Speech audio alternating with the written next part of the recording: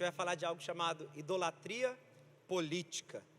E como a compreensão de Estado e da própria religião se confundem em alguns momentos. E deixamos de ser sujeitos a uma palavra genuína e nos transformamos em súditos de uma ideia e de um conceito. Se você tem participado dos nossos cultos, dos nossos encontros, nesses últimos 3 domingos, se eu não me engano, você começou a ser apresentado a um conceito de idolatria que vai muito além desse conceito comum, de colocarmos uma imagem religiosa ou um elemento religioso como a expressão da idolatria. Na verdade, quando a gente fala de idolatria, e principalmente se a gente for usar os fundamentos do Antigo Testamento, usando a cultura judaica como base e pilar, você vai perceber que os deuses, tanto quanto os ídolos, representavam, a princípio, ideias e personificações dessa ideia. E por que a gente tem que enxergar dessa forma? Porque não existe outro Deus, e para a cultura judaica era uma abominação reconhecer um outro ser ou uma outra divindade. Porque para eles, quando Deus se apresenta como eu sou, já se define ele como o único e verdadeiro Deus, ou seja, o único ser que de fato é divino. Isso até desassocia em algum nível da ideia de divinação, de tornar divino ou digno de adoração entidades espirituais como demônios ou qualquer outra coisa, porque não são deuses. E o princípio é qual? O único ser que merece ser adorado é aquele que nunca foi criado, mas sim é o Criador de todas as coisas.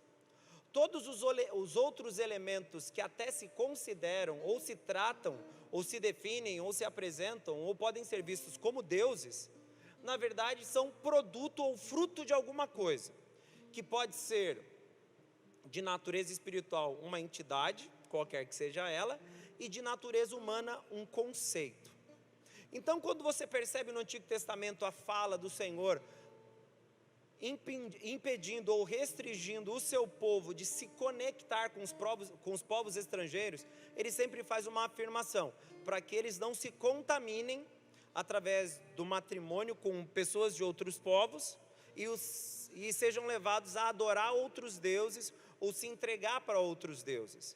Só que na cultura ocidental, quando se diz isso, rapidamente a gente já constrói um conceito religioso e diz que esses deuses são uma entidade espiritual. Contudo, esses deuses não são efetivamente uma entidade espiritual. A gente pode dizer que esses deuses são uma ideia. E por que a gente pode chamar de ideia? Porque basicamente o que esses povos faziam era encontrarem uma ideia que eles divinizavam,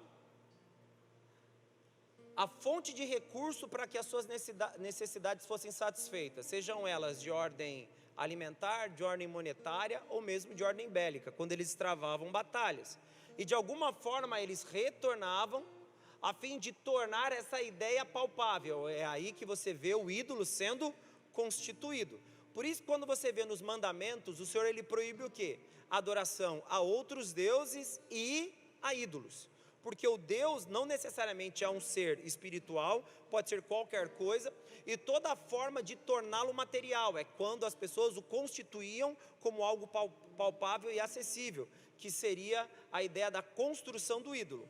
Isso sendo definido, Deus ele dizia, fazer uma busca ou de alguma forma querer se satisfazer nesse anseio contínuo em torno de uma ideia é desperdício, porque o único ser capaz de nos dar tudo o que precisamos é Deus.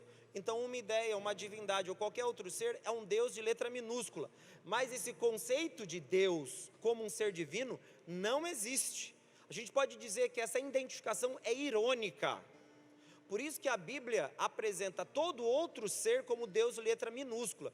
E se você for fazer um acompanhamento das falas do apóstolo Paulo, ele na verdade diz que esses deuses era a fome que o povo tinha. E quando fala fome é anseio, vontade, desejo. Era algo que eles queriam muito, que eles criavam uma maneira de tornar isso real, divinizando a vontade e depois tornando essa vontade palpável através da constituição do ídolo. E percebendo isso, a gente faz uma análise histórica no decorrer do tempo, desde o início, a gente pode começar lá com Nimrod, e depois em toda a constituição histórica e construção social do povo bíblico, você vai notar que normalmente os líderes religiosos, os imperadores, aqueles que de alguma forma representavam o governo ou o domínio, eles queriam que o povo os visse como um representante do que é divino, ou um representante daquilo que é celestial, ou seja, havia um Deus e eles se tornavam o ídolo desse Deus. Logo, a adoração a esses líderes era muito comum, porque eles queriam essa visão sobre eles, porque isso lhes permitiria dominar, governar, conduzir com um braço muito mais forte e um domínio muito mais forte aqueles que ele estava como rei ou como imperador, ou que eram seus súditos em algum nível, seja de forma voluntária ou involuntária. E era assim que era constituído o conceito de continuidade de poder. Outro elemento presente nessa construção de pensamento é, por exemplo, quando você percebe que o poder era sempre passado para o filho. O sucessor tinha que estar ligado geneticamente ao seu predecessor, àquele que sentou no trono antes. Então eu transmito o meu trono para o meu filho, porque o meu filho é herdeiro dos deuses como eu sou. Você vê isso muito presente no Egito. Os faraós eram os próprios deuses encarnados e eram herdeiros dos deuses. Isso lhes dava um poder acima dos outros e os tornava superiores, porque construía uma ideia de que se eu servisse ao faraó, eu na verdade estava servindo aos deuses. Se eu servisse ao faraó, na verdade, eu estava me comunicando diretamente com a vontade dos deuses, porque no Egito havia um panteão de deuses. Aí você começa a notar que esse conceito, ele se estende de líderes no período mais imperial, podemos dizer assim, e caminha em direção ao mundo atual. E aonde reside esse problema? Quando nós tornamos divino qualquer indivíduo com poder de influência, nós começamos a acreditar a todas as suas atitudes uma permissão divina ou uma autorização dos céus, sendo ele impossível de ser questionado, sendo ele não merecedor de nenhuma pergunta, sendo ele reconhecido de forma total, e eu vou dizer arbitrária, possuidor de uma capacidade ou de uma inerrância que nenhum ser humano possui. Primeiro porque o apóstolo Paulo, sendo o mais proeminente dos apóstolos, e ele próprio afirma isso, ele diz que ele era um homem que errava, e ele ainda afirma que o erro dele era cometido na carne e não era algo voluntário, que ele queria, mas acabava acontecendo porque a sua carne era pecaminosa. Então nenhum indivíduo em nenhuma posição de autoridade ou de poder pode ser visto como um indivíduo inerrante. O único ser inerrante é o próprio Deus, e o outro elemento inerrante é a sua palavra, onde não existe nenhuma variação, porque em Deus não existe, e Ele é o responsável por determinar essa existência. Então a Bíblia é inerrante e Deus é inerrante, todos os outros são errantes. Logo, qualquer reconhecimento divino de uma autoridade é errado, é antibíblico, e a gente pode chamar isso de idolatria, porque o único ser que merece, é digno e deve ser, nem por mérito, mas deve ser por reconhecimento de lógica, é o próprio Deus. Só que em tempos de polarização política, nós começamos a notar que a própria defesa, em função daqueles que reconhecemos mais próximos do nosso pensamento, se torna cega, e ao se tornar cega, nós percebemos que ela não pode ser questionada.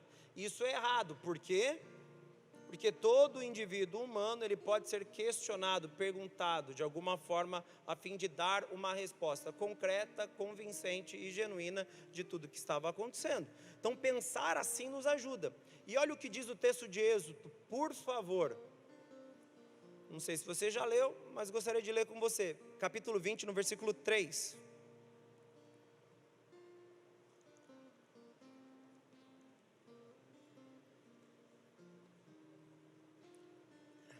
Olha o que o Senhor coloca: não terão ou não terás outros deuses diante de... E antes que você pense que um Deus é apenas um ser divino, espiritual, existente, ele não existe. Amém? Repete isso, não comigo, para a gente não perder muito tempo, porque a minha ideia é terminar mais cedo hoje. se for possível. Mas coloque isso na sua mente: deuses não existem. Não existem deuses. Pastor, qual é o Deus verdadeiro? Só um, porque só existe um. Não existem deuses. Só existe Deus. Não, mas me falaram as pessoas. Não existe. Todos os outros deuses podem ser classificados como a manifestação ou a materialização do desejo humano. E a gente já tratou isso quando a gente estava construindo os fundamentos da ideia da idolatria. Porque a idolatria é a expressão dos nossos anseios. Como o pecado é a expressão dos desejos internos, a gente pode chamar de concupiscência, os próprios deuses representam a mesma coisa. Eles são a materialização através de um ídolo daquilo que nós temos dentro de nós. E se a gente for fazer uma leitura geral, a gente vai descobrir de novo algo muito simples. Todos os deuses estão associados a uma necessidade humana. Eles sempre representam uma resposta ou a saciedade de algo que o homem busca, e por fim, eles transformam essa busca satisfeita através da imagem de um ser divino, da ideia de um ser divino, que depois é materializada através da construção de um ídolo. E para a gente terminar com esse entendimento, eu quero que vocês parem para pensar e reconheçam o seguinte: todos os outros deuses são fruto da imaginação humana. Pastor, mas os outros deuses não são os demônios? Não. A gente pode afirmar de forma bem categórica: todos os outros deuses são a manifestação da imaginação humana. E quando eu falo imaginação, não é a mesma que a gente aplica num escritor que escreve um livro. Quando eu falo imaginação, é produto ou fruto do desejo que o homem tem e busca que seja satisfeito. E ele materializa isso, dando nome, construindo uma característica sobrenatural e depois materializando através da constituição de um ídolo que o representa, que pode ser um poste, uma imagem, pode ser qualquer coisa. Mas é apenas a manifestação do desejo do homem. E o que a Bíblia condena? A Bíblia condena que seja posto diante de Deus qualquer outro Deus. E agora, me fale, se você fizer uma análise a partir desses fundamentos que eu apresentei para você, da política, ou da relação que nós temos com celebridades, e a gente pode apresentar isso também como culto à imagem, como influencers, atores, músicos, ou qualquer outra pessoa que atinge um grau de fama, nós repetimos o mesmo padrão. Nós tornamos esse ser divino, normalmente justificamos suas falhas e os seus erros, e nós nos tornamos altamente tolerantes, porque nós tornamos ou tratamos esse ser como aquele que satisfaz, resolve ou de alguma forma compõe a satisfação dos nossos anseios mais profundos, e não exatamente aquilo que eles deveriam representar. Então, deuses existem? Não. Mas nós divinizamos aquilo que é corrupto por conta das nossas vontades. E se eu transfiro isso para qualquer personalidade pública, normalmente nós nos tornamos súditos daqueles que de alguma forma reproduzem em volumes maiores ou em uma expansão maior de acesso àquilo que nós pensamos. Na verdade, o que a gente procura é alguém que de alguma forma represente os nossos interesses individuais e não um pensamento coletivo. Eu quero alguém que defenda o aborto. Aí eu vou tornar a fala desse indivíduo que defende o aborto verdadeira, e eu vou me tornar cego para qualquer outra coisa, porque ele representa um megafone para os meus ideais. Eu encontrei um indivíduo que defende tal pensamento que eu tenho, então tudo aquilo que ele faz e representa, eu vou ignorar, enquanto ele disser em favor daquilo que eu penso. Esse pensamento limitado divinizou aquilo que é profano, ou tornou santo o que é profano, ao invés de termos uma compreensão clara, de que o único capaz de representar na íntegra os nossos ideais não somos nós. Primeiro, porque os ideais não são nossos. Aquilo que carregamos como ideais tem na sua origem o próprio Deus. Então, o único ser capaz de compor, sustentar e tornar possível cada uma das expectativas santas que carregamos é o próprio Deus, e nenhum outro homem na terra tem a prerrogativa de tornar possível o que é santo, porque o único capaz de santificar algo é o próprio Deus, que santifica onde entra, santifica o templo onde se manifesta, santifica o homem aonde ele reside, e qualquer lugar, espaço ou conceito aonde Ele está. E aí entra o problema: se Deus está ali, nenhum outro pensamento é tolerável, porque Deus é absoluto. E ao ser absoluto, Ele não aceita qualquer outro conceito. Se você é do grupo A, B, C, D, da direita, da esquerda, do centro, do noroeste, do sudeste, não me interessa. Eu não estou falando nem a favor e nem contra nenhuma personalidade pública ou política. Eu quero que você entenda que nenhum desses indivíduos podem, de forma cega, ser seguidos por nós. Porque o único que merece ser seguido é o único nome que nos importa ser salvo, que é Jesus o Cristo. E Ele mesmo disse, para nós irmos após Ele, tomando a cruz, ou seja, reproduzindo quem Ele é. Porque todas as vezes que tornamos qualquer ser ou qualquer indivíduo divino, nós começamos a reproduzir as características de personalidade, gostos e anseios. E normalmente nos tornamos tolerantes a quem Ele é. Logo, corrompemos o papel e a posição exclusiva de Deus em nós, amém ou não? Estão comigo? A posição exclusiva de Deus em nós. Quantos governos se põem sobre nós? Nenhum. Ai, pastor, mas eu creio que agora, vou falar do presidente, mas não de forma pessoal, apesar de ter minhas particularidades, elas não importam. Mas agora eu acho que o presidente foi Deus que pôs. Mentira, todos os outros foram Deus que pôs. Porque a Bíblia fala que todo presidente que foi posto, ou líder, ou governo que foi colocado, foi posto por ele. Bons e maus, sem entrar no mérito de quem é mau e de quem é bom.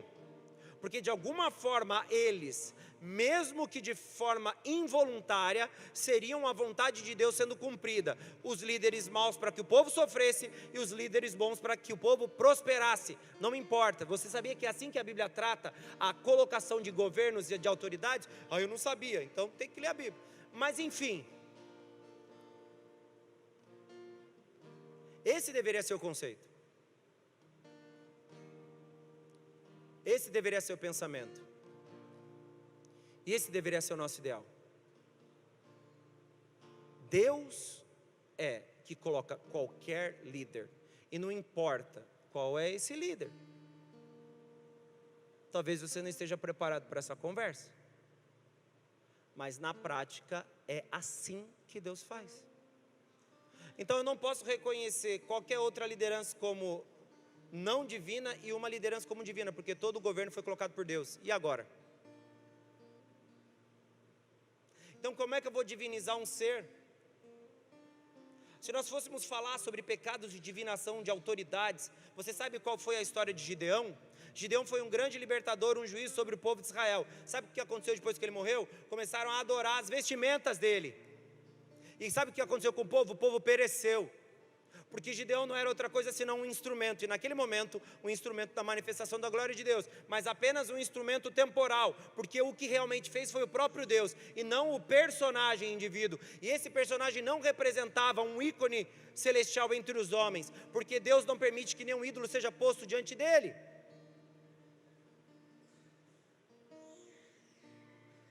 Só que, talvez, o fracasso ideológico, o fracasso espiritual e a mornidão dos cristãos modernos fez com que eles projetassem as suas esperanças aonde não reside uma força capaz de permanecer fiel às próprias verdades até o fim. Me responda aqui rapidinho, vocês já oscilaram ou titubearam em relação à sua fé? Seja honesto, eu vou levantar a mão porque eu já fiz isso. Todos. Então como é que eu vou projetar minha expectativa num homem que possui as mesmas debilidades que eu e que a qualquer momento pode ser fragilizado pelas suas fraquezas espirituais? E antes que você diga, eu não estou falando do presidente da república, estou falando de qualquer indivíduo que represente uma autoridade permanente, ou nós reconhecemos como um ser divino. Nenhum homem é. O apóstolo Paulo, quando assume para si ser exemplo, ele diz, sejam meus imitadores como eu sou de Cristo. Ou seja, ele não diz apenas, me imitem porque eu sou santo, me imitem porque eu tenho a quem imitar, e esse a quem eu imito é perfeito, inerrante, e não há nele nenhuma variação, e enquanto eu permanecer nele, as palavras dele permanecerão em mim, vocês podem me usar como referência daquilo que Deus quer. A partir do momento que eu não estiver mais andando com Ele, esqueçam, eu já não sou útil, eu não sou necessário, eu não sou pertinente. E aí você percebe, por exemplo, como no texto de Atos nós vemos o louvor à igreja bereana, que fazia o quê? Analisava tudo aquilo que era pregado, reconhecendo a origem da mensagem, batendo com as escrituras e tratando se ela realmente procede de Deus, é fruto do conhecimento humano. Esse deveria ser o pensamento da igreja moderna, capaz de ser crítica, capaz de ser analítica e capaz de apoiar aquilo que de fato pertence a Deus. Qualquer outra coisa que não tem origem no próprio Deus não pode receber o apoio de natureza religiosa ou a legitimação religiosa, porque isso não representará a vontade absoluta de Deus, é apenas o ideal humano. Ai, mas eu tenho um cara que eu sigo, um influencer da internet, eu tenho um pastor de YouTube, eu tenho o meu pastor, Arthur, aqui dessa igreja, tenho o político João, José, a Maria, a ideologia. Todas as vezes que vocês constroem esses ídolos, é porque vocês já estabeleceram um novo Deus diante de Deus, e é difícil as pessoas aceitarem, porque construiu-se uma retórica e um discurso que de alguma forma diviniza essas pessoas, quando na verdade são apenas humanos, enquanto no Senhor nós reconhecemos, fora do Senhor eles devem ser vistos e analisados de forma categórica e profunda, porque nós não sabemos de onde virá o engano, nós não sabemos a origem do engano, nós não sabemos quem será usado para confundir os nossos pensamentos. Aí pastor, você está querendo falar sobre o quê? Eu não falei disso em outro momento, eu vou falar aqui apenas como eu posso dizer, a título de informação. Eu votei no presidente, porque diante do meu cenário político e da minha avaliação pessoal, ele poderia me oferecer, como cidadão, muito mais do que qualquer outro candidato. E por fim, eu votei, na minha opinião. É a opinião do cidadão Arthur, e que não é legitimizada porque eu sou pastor Arthur. É apenas o Arthur, cidadão, que é professor, que é pai, que é marido e que votou. Só. O fato de eu fazer isso não pode ser legitimado pela minha posição religiosa, porque nenhum homem se torna legítimo porque um outro homem o reconhece legítimo, porque isso é construir um Deus e estabelecer um ídolo. E o Senhor deixou claro, não colocar ídolos diante de mim, ou seja, que seja anterior a quem eu sou para vocês e o que eu represento. Vocês estão conseguindo me entender, queridos? Amém ou não? Amém ou não? Está ficando claro? Pastor, não vou vir nessa igreja, você é de esquerda. Não sou de esquerda. Você é de direita. Eu sou conservador, se eu for me classificar ideologicamente. Mas quem é de direita é conservador? Não. Mas tem muito de direita que é conservador, mas o conservador não é de direita. Então você é de esquerda? Também não, porque eu não preciso viver nesse mundo polarizado. Eu sou conservador. Eu já falei isso no culto, porque eu trato a Bíblia como fundamento perpétuo para a minha vida. E eu conservo os ensinos, os fundamentos, as verdades, as instruções, a teologia, a doutrina e todos os aspectos bíblicos. Se isso contraria a direita, então eu contrariarei a direita. Se isso contraria a esquerda, eu contrariarei a esquerda. Não me importa, porque eu não preciso escolher nenhum dos dois lados, porque eu escolhi Cristo. Viver é Cristo, morrer é... Eu não escolhi outro, a não ser Ele. E a única ideologia ou doutrina que eu sigo é a da palavra. Pronto, acabou. E isso deveria ser aquilo que fundamenta os nossos pensamentos. Filipenses capítulo 3, versículo 19 até o 21. Estão comigo, amém ou não, queridos?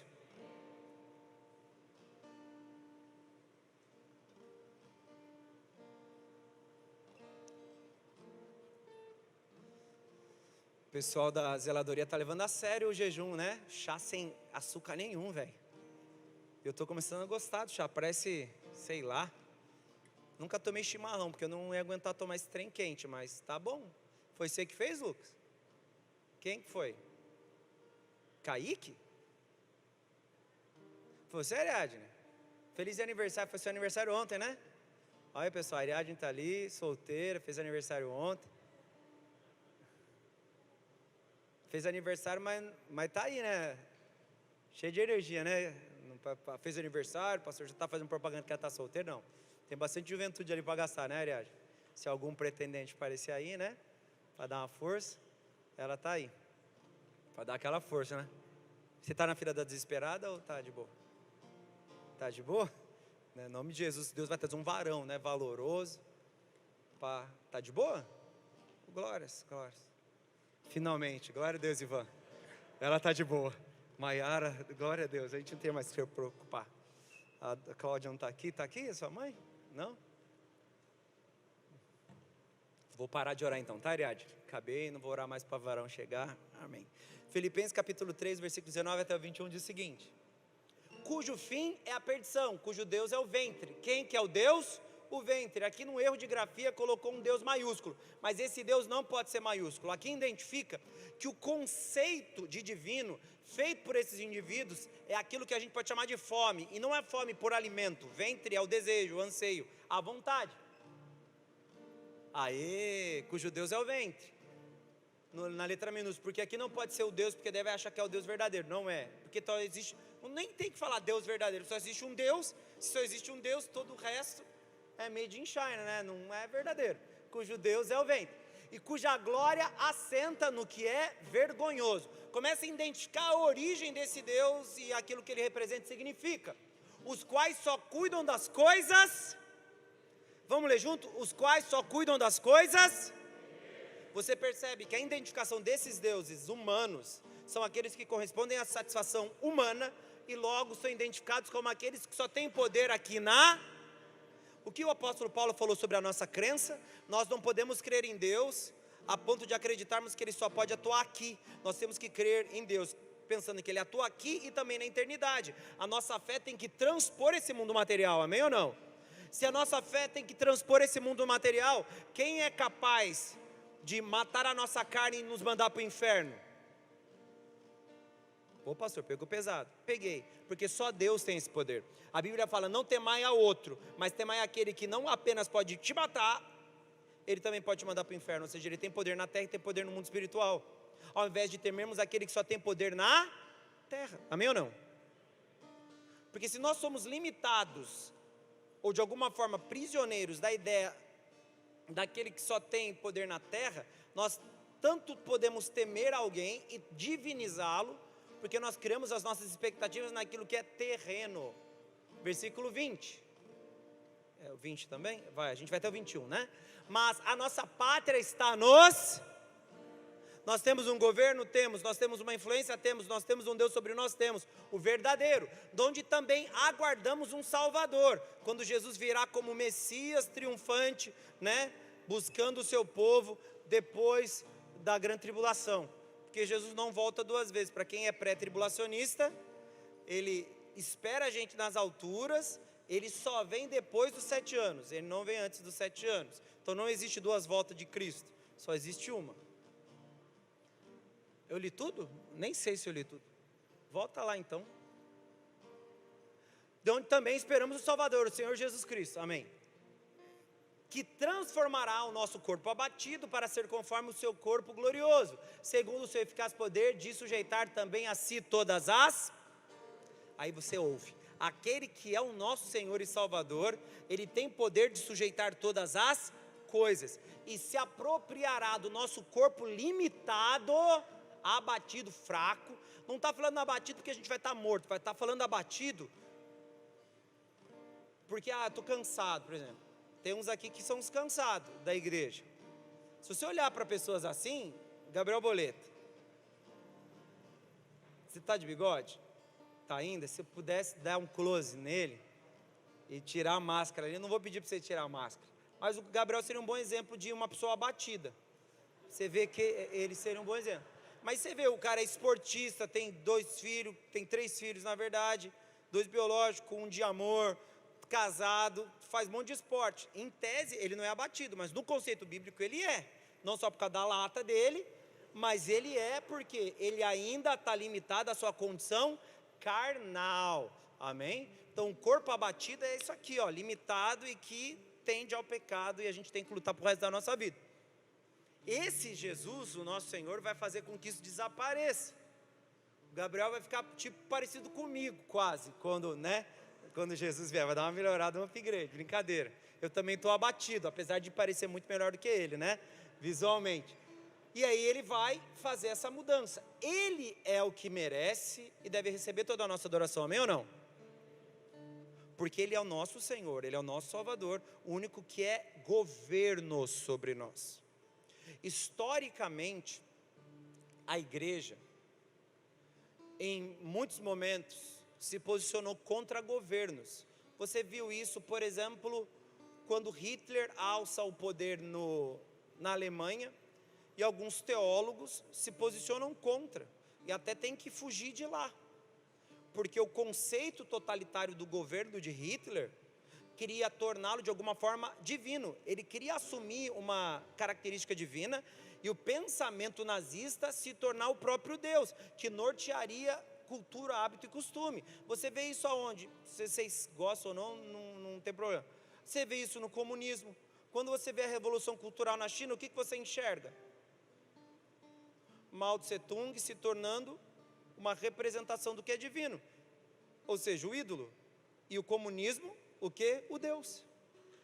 O Estado e o conceito de Estado era o Deus. Você vê isso em movimentos socialistas, você vê isso em todos os segmentos, até no capitalismo. O conceito do capital é o Deus e o dinheiro é o ídolo. Adora-se ao dinheiro e reconhece o conceito capitalista como Deus. Toda essa construção ideológica é um modelo político de adoração, é um modelo de transformação de ideias e de imagens humanas em ídolos, o que nos leva à idolatria. Isso é condenado pela Bíblia, porque Deus falou que nós não poderíamos ser idólatras e nós não poderíamos pôr outro Deus sobre nós, nenhum outro conceito, nenhuma outra ideia, nenhuma outra imagem, nenhum outro nada. Deus é a fonte de tudo, e o seu filho o profeta.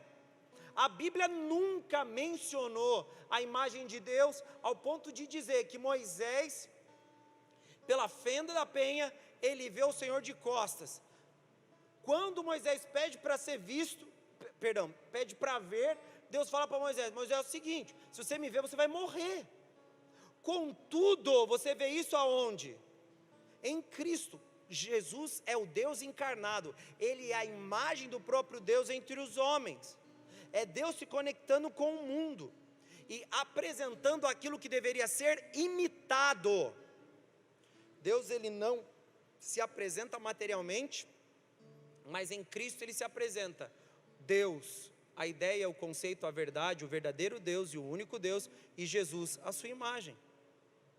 Por isso que Jesus pode ser adorado, e por isso que ao adorarmos Jesus, nós adoramos o próprio Deus, porque essa é a construção de relacionamento entre o ídolo e Deus. Não que Jesus seja um ídolo em conformidade àquilo que eu falei até agora, mas ele é a personificação de Deus entre os homens, amém ou não? Amém ou não? Você crê nisso, amém? Jesus é Deus entre os homens.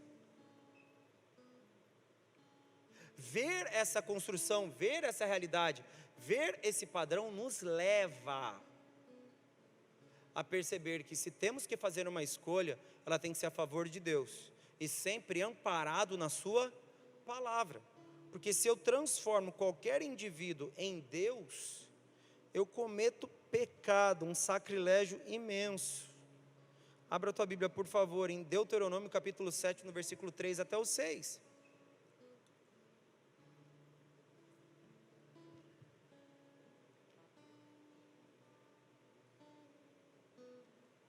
Estão comigo, queridos? Amém ou não?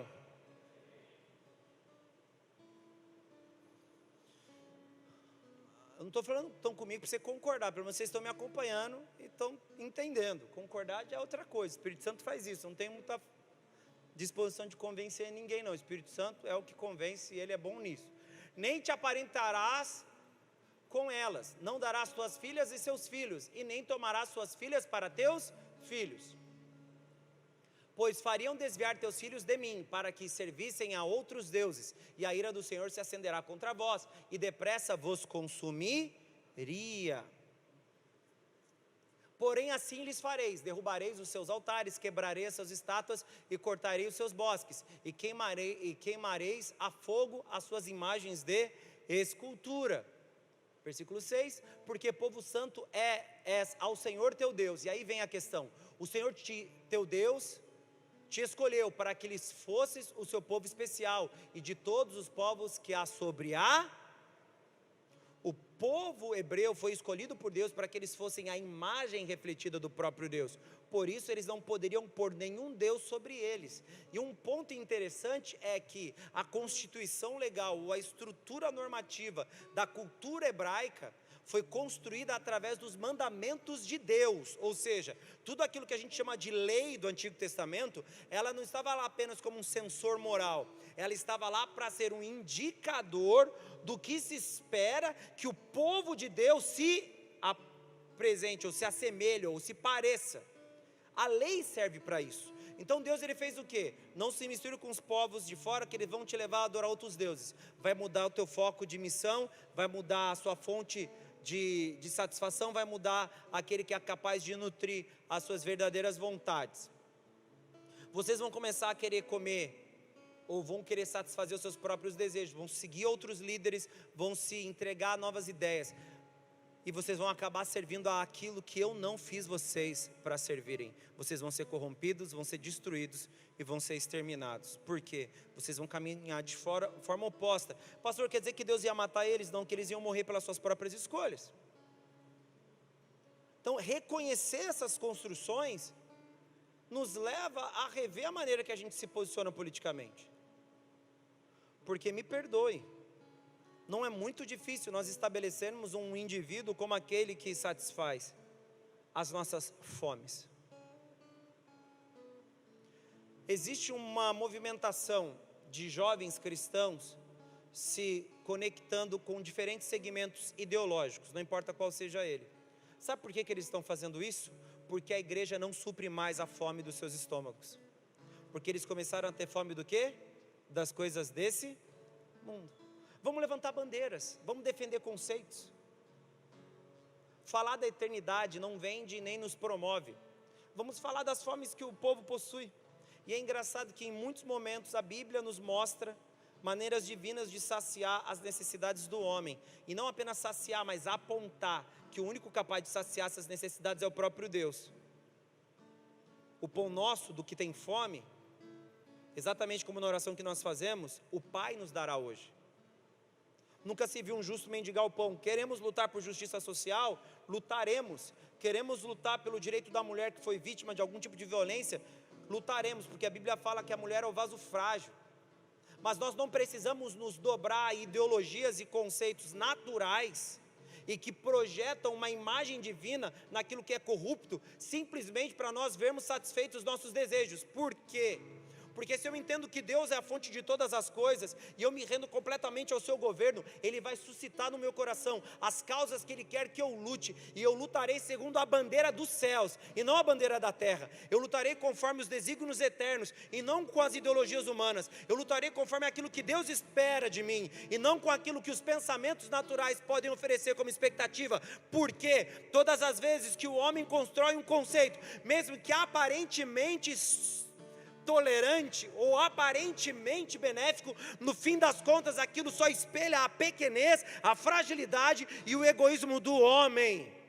Mas quando nós vemos isso sendo produzido no próprio Deus, você vê homens deixando a sua própria vida para lutar por pessoas, mulheres deixando a sua própria vida por lutar por pessoas, por causas, e fazendo isso com a maior alegria do coração, sabendo que tudo aquilo que fazem reproduz glória, honra e louvor ao próprio Deus. E nenhuma bandeira, seja vermelha, amarela, verde, amarela, azul e branco, preta, qualquer cor, se sobrepõe à única bandeira, que é invisível, mas se constitui através do confessar das nossas bocas. Porque se temos uma bandeira, Ele é o Senhor é a nossa bandeira, e é por ela que lutamos, é por ela que andamos, é por ela que profetizamos, é por ela que ajudamos, é por ela que fazemos o que fazemos, porque Ele é o único governo sobre nós, e nenhum outro homem, nenhuma outra ideologia, e nenhum outro pensamento, porque simplesmente nós não somos idólatras.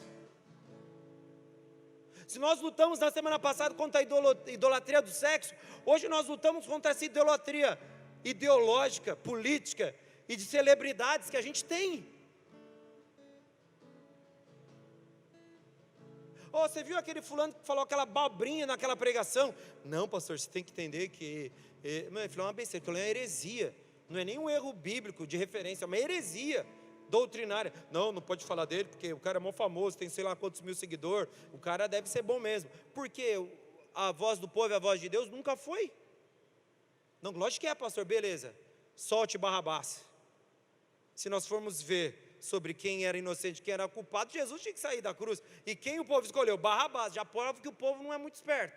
Apesar de naquele momento o povo ter sido usado por Deus, mas foram usados de uma forma injusta. Porque Jesus é que deveria ter saído lá da acusação, e não Barrabás. Mas o povo que queria o quê? Um líder militar que os ajudaria a combater o quê? O exército de Roma, escolheu Barrabás, porque Barrabás representava isso. Então você vê que o que o povo fala não se escreve.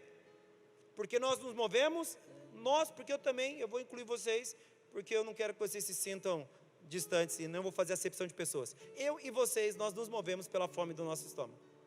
Nós queremos pessoas que de alguma forma representem as nossas ideias. Eu quero beber, então vou arranjar um pastor que pregue sobre beber. E eu vou falar que aquele pastor está certo e o meu pastor está errado, porque eu não concordo com bebida. Eu vou arranjar um negócio lá que pode ser poligâmico. Eu quero ter um harém, quero ter 4 mulheres, sei lá 7, sei lá quantos que eu puder bancar. Terá que ter um pastor que defende isso? Tem, porque eu já vi. Então eu vou arranjar esse pastor, porque daí eu vou garantir que quero ter um monte de mulher. Não, a Bíblia fala para você, se eu tenho uma mulher, casar com a mulher da sua mocidade. Se fala para casar com a da mocidade, quer dizer que você não vai encontrar uma na velhice. Você vai permanecer com a mesma mulher, é a ideia lógica. Talvez se ficar solteiro, viúvo, você encontre outra. Mas não diferente disso. Você começa a... Mas tem, pastor, vi na Bíblia. Qual Bíblia? A Bíblia do cara que me explicou segundo o pensamento, a visão e a ideia dele, e eu acho que pode. Não, está errado. Não pode. E tomar, e fumar, sei lá, roubar, matar. A gente começa a procurar justificativas e a gente começa a procurar indivíduos que saciam a nossa fome. Para com isso, amém ou não? Se você adora alguém, é Deus. E se você tem buscado alguém que concorde com aquilo que você pensa, você não está buscando Deus, não está buscando a palavra e nem aquilo que é revelação. Você está buscando aquilo que os seus desejos pessoais podem oferecer. E me perdoe, na política você encontra um monte, na internet, no Instagram, em todo lugar você encontra uma pancada, porque vai ter mesmo. Sempre tem um louco que tem a mesma loucura que você. E se ele for mais famoso que você vai usar ele como plataforma para justificar a sua loucura. Terra é plana. Não pode falar sobre isso. Tem gente que defende, tem uns loucos que defendem. Cada um defende o que quiser. E é fácil encontrar justificativa, encontrar fundamentação, ideia.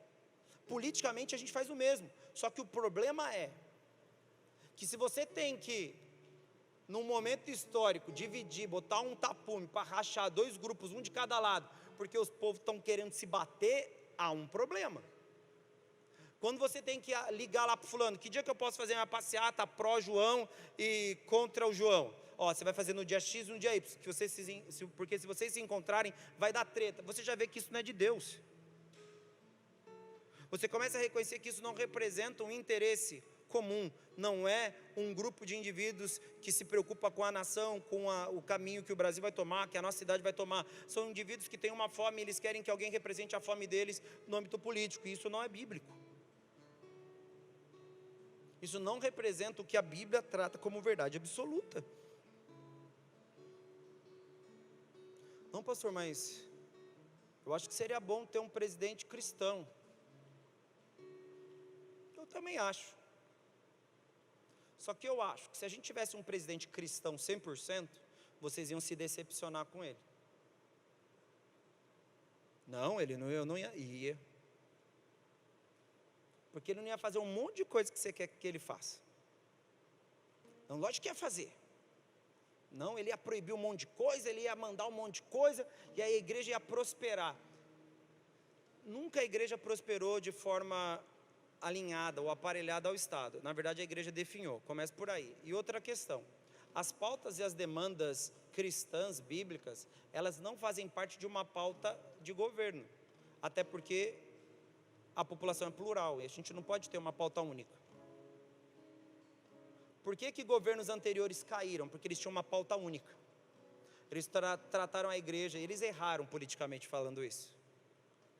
Se você for conversar com qualquer pessoa que seja do PT, agora eu posso falar, não tem problema. que seja minimamente esclarecida, eles vão dizer: ao defendermos certos hábitos e costumes em detrimento de outros, nós perdemos a nossa chance de se manter no poder. Foi isso que eles fizeram. Eles acreditaram que a igreja ia ficar lá neutra, não ia se pronunciar, e eles começaram a defender uma bandeira para aumentarem em volume de eleitores. Se deram mal. O que eles estão fazendo agora? Estão tentando recuar e se associar, para poder aumentar as possibilidades. É política.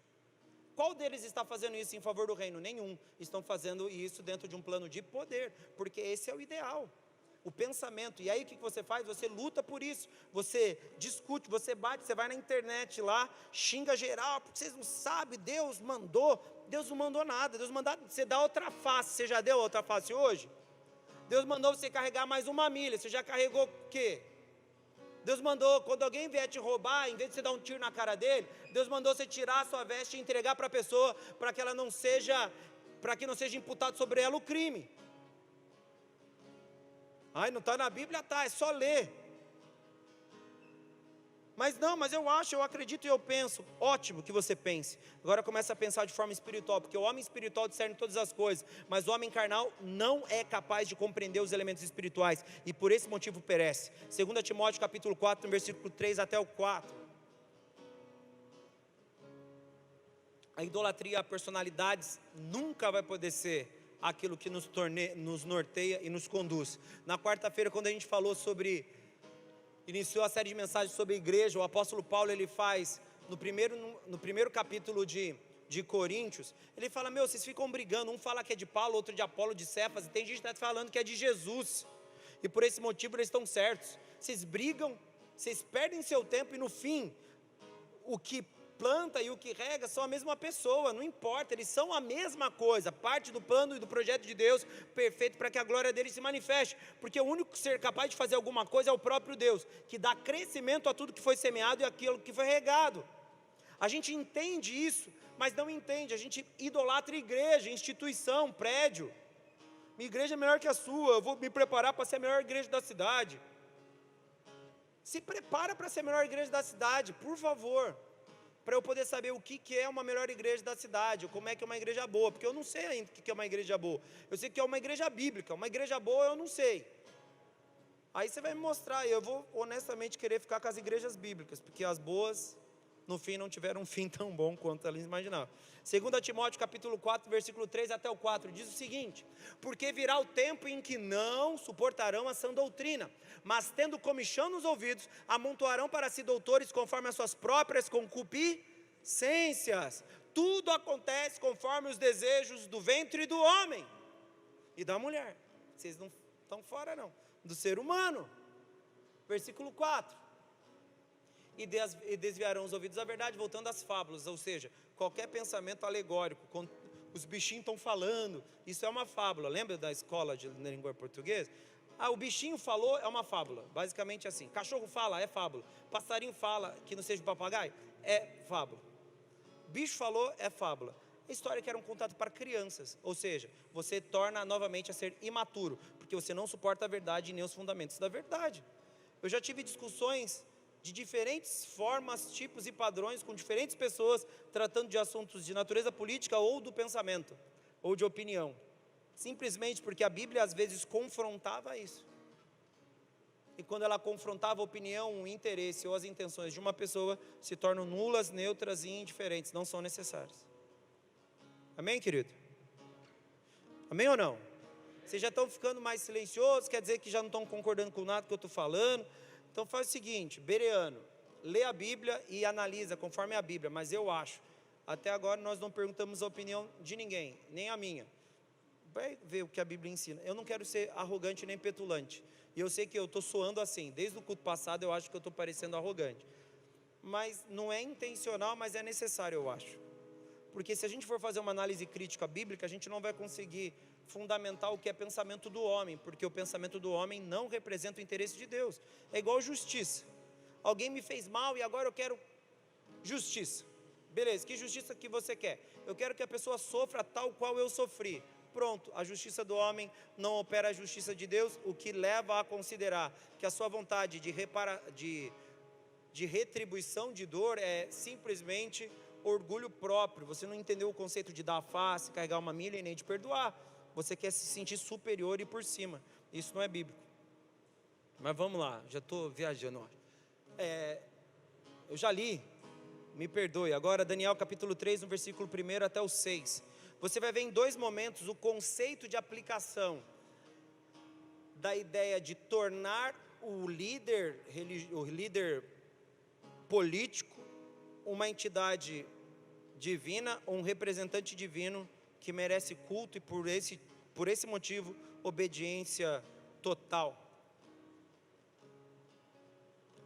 Os amigos de Daniel foram lançados na fornalha por conta disso, e o próprio Daniel foi colocado na cova dos leões por causa disso. Construção e o estabelecimento da religiosidade ou da divinização de um líder, e todo aquele que se coloca contrário a esse pensamento desse líder, ele era punido, nesse caso com morte. Vamos parar rapidinho para ler o versículo, porque eu estou meio cansado e estou meio agitado. Acho que não combina muito. Vocês gostam um pouquinho de história? Eu estou perguntando de retórica porque eu não vou poder ouvir de todos. Mas vocês já perceberam em que momento a igreja foi perseguida? Não foi perseguida porque o pessoal não ama Jesus. Não, ela foi perseguida porque, por exemplo, em Roma era muito comum, depois da morte dos imperadores, eles serem reconhecidos como personalidades divinas. Eles eram divinizados depois da morte. E normalmente o imperador era visto como um cara superior. Qual era o problema desse modelo com os cristãos? Que os cristãos não se sujeitam. O que houve? Eles foram postos como brinquedinho no Coliseu para serem mortos. Porque eles não reconheciam a autoridade. Quer dizer que eles eram anarquistas? Não. Qualquer determinação oposta àquilo que a verdade revelada ali apresentava, eles se negavam a cumprir. Exatamente o que acontece aqui no texto de Daniel. A gente vai ler no capítulo 3, depois a gente vai ler também o texto que fala de Sadraque, Mesaque e Abednego, na verdade a razão pela qual eles foram postos na fornalha, e depois o mesmo no que diz respeito a Daniel. Nos 2 momentos, seja Nabuco e seja Dario, ambos queriam ser adorados. No caso de Dario, na verdade, foram os príncipes e os presidentes que convenceram ele de estabelecer essa regra, porque eles sabiam que só poderiam pegar Daniel no que diz respeito ao abandono da sua fé. Ou seja, a gente vai ter que pegar Daniel obrigando ele a abandonar a fé dele. Como ele não abandona a fé, ele vai desobedecer ao rei, aí a gente vai poder matar ele. E no caso de Sadraque, Mesaque e Abednego não foi bem assim, mas houve o mesmo padrão legal. Como é que se via? Os cristãos, ao se posicionarem contra a norma, seja ela qual for, e que ferisse o evangelho, eles eram opositores ferrenhos, eles não se dobravam. Porque na mente dos cristãos, principalmente os cristãos do que chamamos de igreja primitiva, ou da igreja do primeiro, segundo, até do início da história, primeiro, segundo, terceiro século, eles eram muito convictos da fé, eles eram inflexíveis. Então, se alguém mandou eu adorar, eu não vou adorar, porque eu só adoro Deus. Se alguém mandou eu fazer tal coisa, eu não vou fazer, porque eu só faço isso, porque a Bíblia não me permite. Qual era o problema? Porque isso inflava o povo também a desobedecer ao império em outras áreas. Se o cristão apenas não se dobrava diante da imagem lá do imperador, e as outras coisas eles obedeciam, o resto da população também tinham questões que eles não iam se dobrar, e eles se sentiam inflamados a reproduzir o comportamento. Então, como é que o império funciona? Sufoque todo o início de rebelião. Todo foco de rebelião tem que ser extinto, rapidamente, mata todo mundo. O que eles faziam? Pegavam os cristãos e colocavam dentro do Coliseu para servirem de comida e de adversário para os gladiadores. Eles iam lá, eram mortos, e os cristãos não reagiam.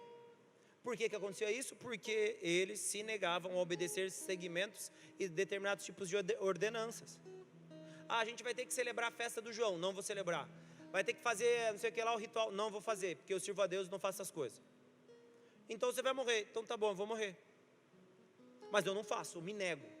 Só que isso começa a inflar o coração de quem é rebelde. Se tem rebeldes por outra razão, eles vão se inflar. O mesmo aconteceu, por exemplo, na Revolução Cultural na China, na implantação do comunismo. Os cristãos não aceitavam e eles foram o quê? Perseguidos. Se você não sabe, a China foi um berço de relatos lindos de avivamento. Lindos, lindos. Coisa maravilhosa. E eles também viveram isso no período da perseguição. Foram homens que viveram e mulheres que viveram coisas sobrenaturais. Aí o modelo de gestão comunista fez o quê? A gente é ateu, esses caras vão se rebelar contra nós, vão matar todo mundo. E aí começou uma perseguição para matar cristão, porque eles se negavam a se sujeitar a certas regras. Abandono da fé ou a divinização do líder.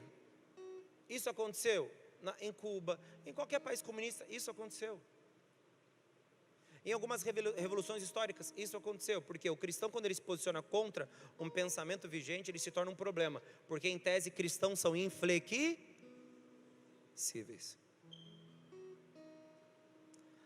Se eles são inflexíveis, o que eu faço? Vou torná-los meus seguidores. E aí eles não vão se negar e nem vão combater, porque esse tipo de desconforto eu não quero ter. Pastor, você quer que eu adote qual segmento político? O bíblico. Mas como é que é o segmento político bíblico? É o que a Bíblia ensina. Se está na Bíblia é verdade, se não está é mentira. E se alguém que conta meia verdade para você, ele é o quê? Um mentiroso inteiro, porque não existe meia verdade. Toda meia verdade é uma mentira completa. Ah, pastor, mas é difícil, não tem uns caras de Deus lá. Ok, não tem um cara de Deus. Então você tem que escolher alguém que mais se aproxima aos seus pensamentos e à sua ideologia, mas não o transforme em um representante divino daquilo que você acredita, porque ele só é um homem, não mais do que isso.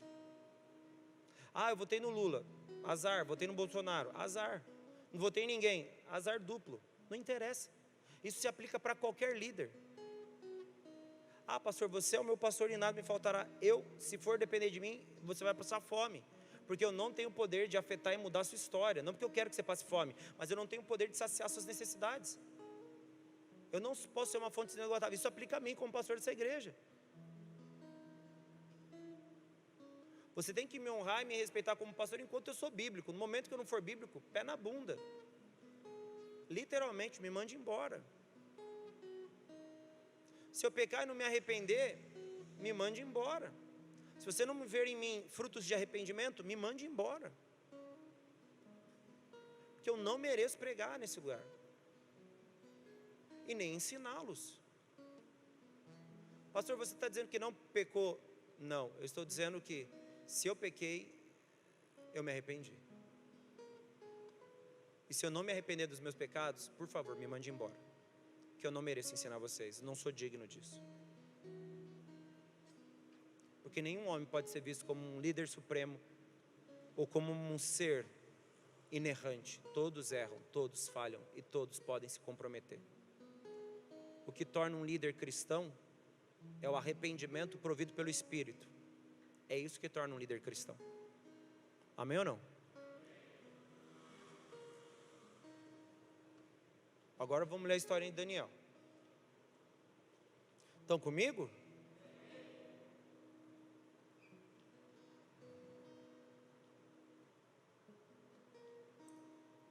Daniel 3, do 1º ao 6º verso. Vou terminar, eu falei que ia acabar cedo. Ah, não vou voltar mais nessa igreja, se não é a favor do meu político. Beleza. Está na restrição mesmo, tem gente que quer vir no culto e não consegue vaga. Aí a gente resolve. De verdade, não quero ser arrogante de novo. Se é porque você gosta do Joãozinho, ou da Maria, ou do José, não importa qual seja ele. Fico com Jesus, com a palavra e com a verdade absoluta, que pode me constranger, me mudar, me transformar. Fora isso, o rei Nabucodonosor fez uma estátua de ouro, cuja altura era de 60 côvados, e a sua largura de 6 côvados. Levantou-a no campo de Dura, na província de Babilônia. Então o rei Nabucodonosor, o rei Nabucodonosor mandou reunir os príncipes, os prefeitos, os governadores, os conselheiros, os tesoureiros, os juízes, os capitães e todos os oficiais das províncias para que viessem à consagração da estátua que o rei Nabucodonosor tinha levantado. Então se reuniram os príncipes, os prefeitos, os governadores, os capitães, os juízes, os tesoureiros, os conselheiros, misericórdia, e todos os oficiais das províncias à consagração da estátua que o rei Nabucodonosor tinha levantado. Estavam em pé diante da imagem que Nabucodonosor tinha levantado. E o arauto apregoava em alta voz: ordena-se a vós, ó povos, nações e línguas, para todo mundo que fazia parte do Império Babilônico: quando ouvirdes o som da buzina, da flauta, da harpa, da sambuca, do saltério, da gaita, de foles, de toda espécie de música, prostrar-vos-ei e adorareis a estátua de ouro que o rei Nabucodonosor tem levantado. E qualquer que não se prostrar e não a adorar, será na mesma hora lançado dentro da fornalha de... Por que os 3 amigos foram lançados na fornalha de fogo?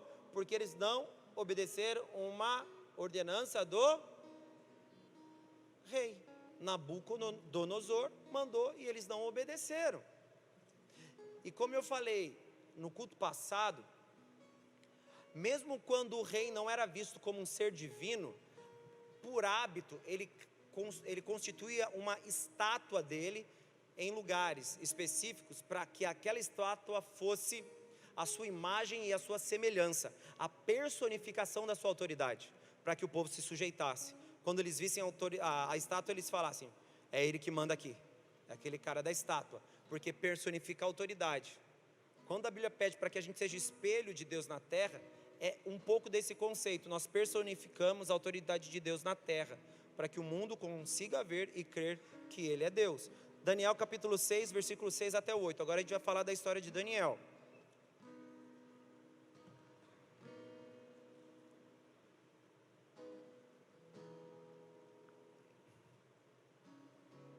Os líderes de célula, tá de boa para terça-feira? Glórias?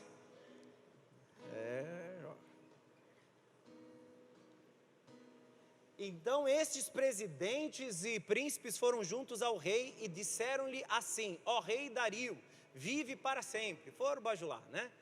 Todos os presidentes do reino, os capitães e príncipes, presidentes pode ser entendido como prefeitos, e príncipes, conselheiros e governadores concordaram em promulgar um édito real e confirmar a proibição que qualquer que, por espaço de 30 dias, fizer uma petição a qualquer deus ou a qualquer homem, e não a ti, ó rei, seja lançado na cova dos leões. Versículo 8.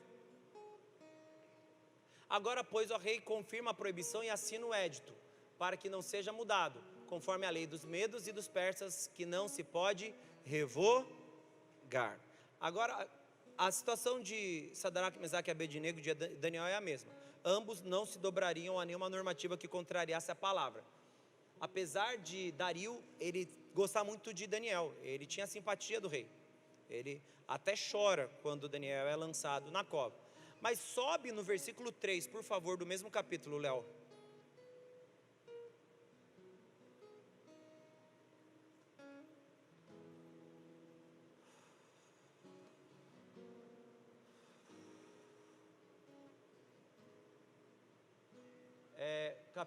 Versículo 4. Então os presidentes e os príncipes procuravam achar ocasião contra Daniel a respeito do reino, mas não podiam achar ocasião ou culpa alguma, porque ele era fiel e não se achava nele nenhum erro nem culpa. Versículo 5. Então estes homens disseram: nunca acharemos ocasião alguma contra este Daniel. Ele não desobedecia a lei. A Bíblia fala no Novo Testamento o seguinte, que os cristãos não temem os magistrados. Por que eu não temo um juiz? Porque eu não faço nada contra a lei. Eu cumpro a lei na íntegra. Não vou, se eu tenho que pagar, pago. Se eu tenho que transferir, transfiro. Eu faço tudo de acordo com a lei. Porque não há em mim nada que possa desabonar, porque isso produziria de alguma forma vergonha para Deus. Então eu cumpro a lei. quando essa lei não condena a minha fé e nem a afeta. Por exemplo, dê a César o que é de César, dê a Deus o que é de Deus. Obedeça à regra, se sujeite, que Deus vai te suprir, Ele vai cuidar de você. Mas se eles quiserem que você faça algo contra o seu Deus, aí não, aí você se revolta. Aí você vê que nesse versículo 5, a informação é: não acharemos ocasião nenhuma contra Daniel, se não acharmos contra ele na lei do seu Deus. Porque Daniel tratava a palavra ou o mandamento como algo superior a qualquer tipo de normativa terrena, amém? O que aconteceu com Daniel? Ele definiu que ele não idolatra ao rei, apesar dele ser extremamente querido pelo rei Dario. Ele serve a Deus, é a única coisa que lhe importa. Porque o mandamento, a verdade divina é superior a qualquer verdade humana. Ou seja, ele era próximo, ele era simpático ao rei Dario, ele tinha uma relação íntima, porque ele foi posto sobre todos, ele tinha uma posição proeminente, mas nesse momento ele não se dobrou. Porque não são as vantagens que eu tenho, é o meu Deus que determina a verdade para a minha vida. Então eu não tenho tendência. Eu não sou a favor de ninguém no que diz respeito, mas se eu sou a favor eu tenho que apoiar, mesmo que o cara esteja fazendo uma papagaiada. Se ele está fazendo uma papagaiada, você não vai apoiar. Você vai falar, está errado. Até porque se você ama uma pessoa que erra, você fala para ela que ela está errada. É isso que você faz, pelo menos é o que se espera que você faça. Um irmão exorta, como Deus corrige quem ele ama. Entenderam esse conceito, queridos? Amém ou não? Idolatrar homens, conceitos ideológicos e políticos, ou celebridades, ou qualquer pessoa, apenas por questões de opinião, é você tornar o seu ventre o seu Deus, e se tornar satisfeitos por aquilo que satisfaz as suas próprias vontades. E para terminarmos, Deuteronômio capítulo 5, no versículo 7 até o 10, por favor. Eu já vou avisar para o louvor, vamos adorar a Deus, uma canção de louvor, de adoração. Você que vai. Louvor, se vocês puderem se posicionar. Então, uma música de adoração, por favor. Não terás outros deuses diante de mim. Não farás para ti imagem de escultura, nem semelhança alguma do que há acima no céu. Deuteronômio 5, 7 até o 10. É 5, 7. Não terás outros deuses diante de mim. Não farás para ti imagem de escultura, nem de semelhança alguma do que há em cima no céu, nem embaixo na terra, nem nas águas debaixo da terra. Não te encurvarás a elas, nem as servirás, porque eu, o Senhor teu Deus, sou teu Deus, zeloso, que visito a iniquidade dos pais nos filhos, ou seja, eu perdoo, até a terceira e quarta geração daqueles que me odeiam. Ali ele julga, é outra questão, ele julga as iniquidades, e faço misericórdia, pode voltar, e faço misericórdia a milhares dos que amam e guardam os meus mandamentos. Aí sim a parte do perdão e da misericórdia. A gente vai ler até o 10, aí mesmo. O texto fica claro que Deus não aceita que a gente transforme ninguém ou nada em um ser que vai ser cultuado em algum nível ou instância. Nosso papel é definirmos quem é o nosso Senhor. Pastor, você está dizendo que eu não posso ter uma predileção por alguém, político, um pensador, um filósofo? Você pode. Não é isso que eu estou dizendo. O que eu estou dizendo é que se você tem uma predileção, é porque de alguma forma ele concorda com aquilo que você pensa. E nem sempre aquilo que você pensa é aquilo que a palavra ensina. Então não misture o seu pensamento ou opinião com aquilo que a palavra ensina. O que define a verdade é o que a palavra ensina. O que você pensa até pode ser algo bom, mas não quer dizer que é santo, que é perfeito ou que tem origem em Deus. Isso você não pode fazer. Então a gente não idolatra ninguém e nem transforma ninguém em ser divino. O que a gente faz é servir a Deus na sua totalidade. E eu simpatizo. Então pare de levantar a bandeira e entrar em debates, em discussões para defender o que está errado. Não defenda o que está errado, não se submeta àquilo que é contrário à palavra, se sujeite completamente ao próprio Deus. E se você perceber que alguém que você simpatiza fez algo errado, fala, irmão, não gostei.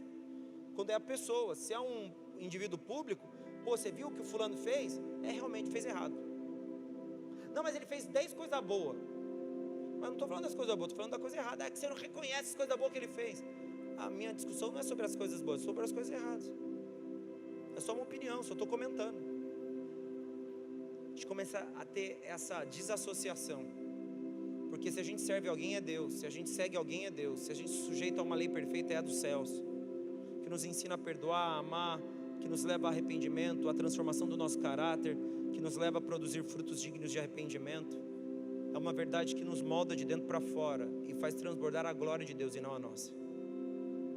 Então pare de tornar divino o que é natural e pare de sujeitar aquilo que não é dos céus, porque qualquer idolatria vai ser condenada. Então não seja condenado como idólatra, porque você tornou simpático ao pensamento de alguém, especificamente na política, quando no fim a única legislação que nos importa e reconhecemos ser perfeita é aquela que vem dos céus. E ao obedecer ela, você obedece à legislação de qualquer nação, menos dos países do Oriente Médio, porque lá você não pode adorar a Deus, aí você vai ser morto. Mas de forma geral, é a única que realmente nos leva a viver a plenitude na terra, porque os céus vêm e se manifestam entre nós. Amém, querido? Sei que às vezes parece indigesta ou contrária à opinião pública, mas há um tempo Deus tem falado comigo sobre idolatria no espírito. A gente podia falar sobre idolatria de filho. Tem um monte de gente que idolatra filho, tem gente que idolatra bens materiais, mas isso já foi batido muitas vezes. É bom a gente abrir os nossos olhos e começar a entender de onde nós somos e quem realmente nos importa e a quem nos importa servir, para que a gente tenha essa compreensão total, completa e genuína. Deus é Deus sobre todas as coisas e apenas a Ele serviremos de todo o nosso coração, de todo o nosso entendimento. Porque no fim, conforme eu falei na primeira ministração sobre idolatria, nós no fim nos tornamos a imagem e a semelhança daqueles que nós adoramos, ou daquilo que nós adoramos. E se há alguém que valha nos tornarmos semelhante, é Cristo, é Deus, é o Espírito Santo. É o único, que é um só Deus, que nos importa nos assemelharmos a Ele. Amém? Fique de pé, por favor, no nome de Jesus.